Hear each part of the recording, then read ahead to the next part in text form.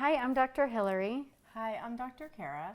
We are here to teach you something that's really important in our Cultivate Fertility Detox Cleanse program. And what it is how do you deal with your toxic exposure in your kitchen? So, the kitchen's where we spend a lot of time, and food is a huge part of our lives.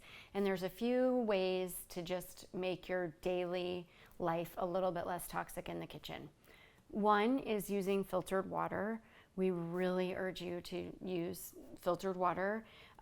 We'll have on our website resources for different water filters that are very effective. And also some local health food stores have water filters or reverse osmosis that you can also pick up, or there's water delivery services, but filtered water is really important. Just starting with a charcoal filter, good place to start.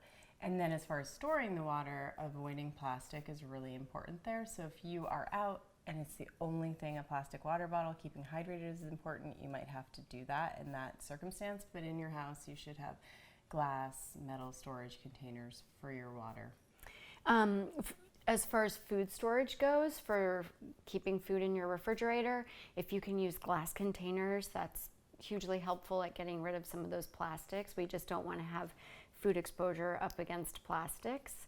And plastic, I find all the time that my patients have it in the dishwasher, and we really don't want to put any plastic in the dishwasher. It gets really hot in there, and then all those chemicals get leached all over all your dishes and silverware. So look in the dishwasher for any little piece of plastic and take them out of there.